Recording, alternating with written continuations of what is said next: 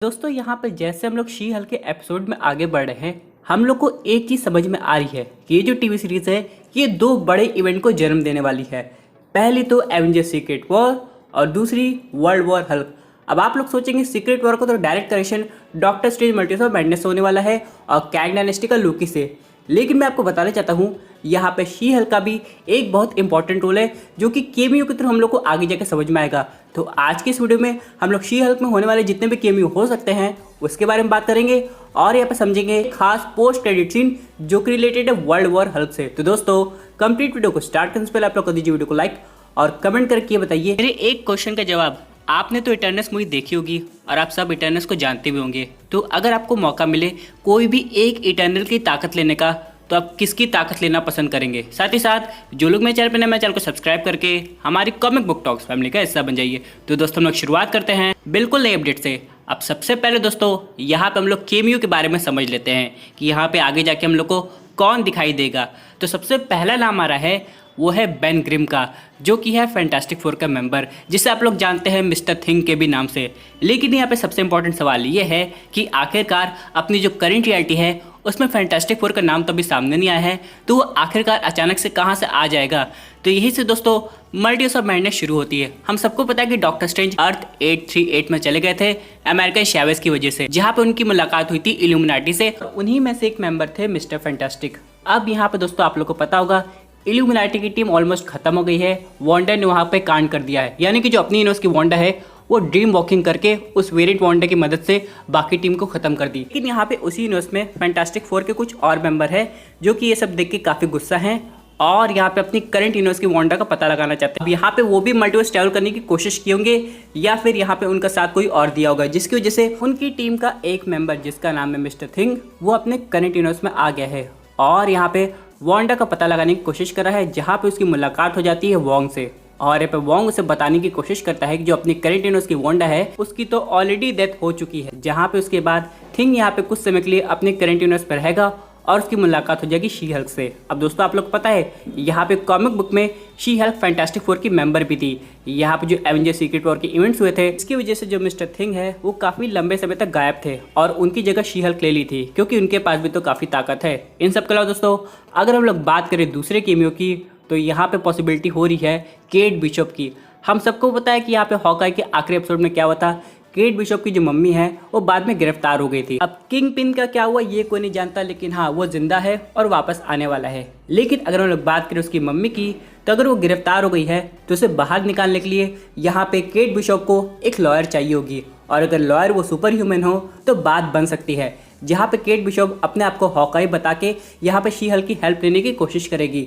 लेकिन ये एक बहुत छोटा सा केमियो हो सकता है। बात करें अगर हम लोग तीसरे नंबर के केमियो की, जिसकी पॉसिबिलिटी कुछ ज़्यादा ही बन रही है और अगर वो आ गया तो ऑडियंस काफ़ी सरप्राइज हो जाएगी, जो कि है ओल्ड वर्जन के कैप्टन अमेरिका। अब यहाँ पे पिछले एपिसोड से हम लोग देखे आ रहे हैं कि यहाँ पे कैप्टन अमेरिका की कई हिंट मिली है, जहाँ पे शी हल्क कैप्टन अमेरिका की वर्जिनिटी के पीछे पड़ी थी, उसके बाद उनकी जो पीछे की फोटो है वो अपने मोबाइल में लगाई हुई है।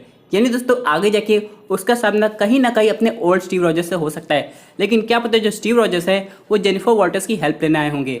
लेकिन यहाँ पे दोस्तों अगर हम लोग बात करें अगले केमियो की तो वो और कोई नहीं बल्कि है थेनोस का भाई। आपको पता है कॉमिक बुक में ये और शी हल्क काफी लंबे टाइम तक रिलेशनशिप में रहे हैं, और क्या पता ये जो एरोस है वो बाकी इटर्नल्स का पता लगाने अर्थ पे आ गया हो, क्योंकि आप लोग को पता है थेना और जो बाकी लोग थे वो जब हवा में उड़ गए थे यानी कि स्पेस में थे तो उनकी मुलाकात इस इटर्नल से हुई थी। लेकिन यहाँ पे उनको नहीं पता कि अर्थ के लोगों के साथ क्या हुआ है। और यहाँ पे एंड में हम लोग देखे तो जो सेलेशियल है वो बाकी इटर्नल्स को उठा के कहीं ले गया था, और उसने ये भी कहा था कि वो अपना जो जजमेंट है वो बाद में सुनाएगा। यानी कि हो सकता है वो उस इटर्नल पे खोज करने गया हो कि आखिरकार उन्होंने अर्थ पर अपनी लाइफ कैसे बिताई और ऐसा क्या उनके दिमाग में आया कि उसने अपने ही सेलेशियल को खत्म कर दिया जो कि अर्थ से बाहर आ रहा था, जिसका रेफरेंस हम लोग को शी हल्क के एपिसोड 2 में देखने को मिल गया है। अब यहाँ पे हो सकता है एरोस थेना के कहने पे बाकी इटर्नल्स का पता लगाए, जिसकी वजह से उसकी मुलाकात हो जाए शी हल्क से। एक और केमियो की मैं बात करना चाहता हूँ, लेकिन वो कुछ ज़्यादा हो जाएगा, मुझे नहीं लगता उसकी पॉसिबिलिटी बनेगी, लेकिन फिर भी यहाँ पे स्पाइडरमैन का केमियो काफ़ी इंटरेस्टिंग हो सकता है। हालांकि दोस्तों यहाँ पे कॉमिक बुक में इनकी टीम अप काफ़ी बढ़िया है और हो सकता है आगे जाके हम लोग को उसका बस कोई हिंट मिले, क्योंकि दोस्तों स्पाइडरमैन को टीवी सीरीज में लाना ये तभी पॉसिबल है मावा स्टूडियो सोनी पिक्चर्स के साथ काफ़ी तगड़ा कॉन्ट्रैक्ट करे। और अगर शी हल्क को इतनी बड़ा बनाना है, यानी कि उसके जो आगे की इवेंट्स है वो बाकी एवेंजर्स मूवी और वर्ल्ड वॉर हल्क से कनेक्ट करने हैं और आगे की भी हाइप बढ़ानी है, तो यहाँ पे स्पाइडरमैन के केस में ऐसा वो लोग कर सकते हैं। अगले केमियो की बात करें जिसकी पॉसिबिलिटी काफी ज्यादा बन रही है, वो और कोई नहीं बल्कि है वल्करीन। जैसे कि हम लोग ने थॉर लव एंड थंडर में देखा था कि जो नया एसगार्ड है उस पर हमला हो गया था गॉड द गॉड बुचर की वजह से, जहाँ पे काफी टूरिस्ट गए थे और वो घायल हो गए थे। इसकी वजह से हो सकता है दोस्तों उस नए एसगार्ड पे केस चल रहा होगा, जिसकी वजह से वल्करीन को मदद लेनी पड़ेगी शी हल्क की। लेकिन यहाँ पे एक कैरेक्टर और है जिसका केमियो हो सकता है, वो और कोई नहीं बल्कि है अपना एंटमैन यानी कि स्कॉट लैंग। अब यहाँ पर हम लोग को पता है सोकोविया अकॉर्ड्स का भी मेंशन होगा शी हल्क की टीवी सीरीज में, और यहाँ पे वो कुछ दिन जेल में था उसकी वजह से। लेकिन बाद में दोस्तों क्या हुआ, एंटमैन 2 के इवेंट्स हम लोग को दिखाई दिए, उन सब के बाद यहाँ पे वो जेल से आज़ाद भी हो गया था। लेकिन क्या पता यहाँ पे उसके जो इवेंट्स है उसकी बात फिर से शुरू हो सकती है और स्कॉट लैंग पे कुछ और केस चल सकते हैं। अब यहाँ पे शी हल्क के पास एक अच्छी अपॉर्चुनिटी होगी उसे बचाने की, क्योंकि स्कॉट लैंग की वजह से ही टाइम ट्रेवल का कॉन्सेप्ट सामने आया, जिसकी वजह से टोनी स्टार्क टाइम मशीन बना के और doctor Bruce banner reverse snap करके सबको घर ले आए थे। और यहाँ पे स्कॉट लैंग पे आगे की सोकोविया अकॉर्ड्स के जो भी केसेस हैं वो नहीं लगेंगे। लेकिन इन सब के अलावा बात कर लेते हैं यहाँ पे कुछ पोस्ट क्रेडिट सीन की। अब जैसे कि हम लोग को पता है शी हल्क के जितने भी आगे के एपिसोड हम लोग को देखने को मिलने वाले हैं उन सब में हम लोग को एक क्रेडिट सीन दिखाया जा रहा है हाइप बनाने के लिए। लेकिन दोस्तों अभी जो करंट ऑडियंस की क्यूरियोसिटी है वो है वर्ल्ड वॉर हल्क को लेके कि आखिरकार हल्क के साथ सकार प्लैनेट पे क्या होगा और इतनी जल्दी मार्वल स्टूडियोज इतने बड़े इवेंट को मैनेज कैसे करेगा। क्योंकि जहाँ एक तरफ हम लोग देख सकते हैं मार्वल स्टूडियोज काफ़ी मेहनत से कैंग डायनेस्टी पे काम कर रहा है और आगे जाके उसी साल हम लोग को सीक्रेट वॉर भी देखने को मिलने वाली है, वहीं दूसरी तरफ ये वर्ल्ड वॉर हल्क भी बना रहा है। आखिरकार उसके पास यानी ऑल टुगेदर 3 बड़े प्रोजेक्ट है, ऊपर से हम लोग को आगे जाके सुनने में आ रहा है कि इटर्निटी वॉर्स भी देखने को मिलेगी जो कि होगी और बड़ी।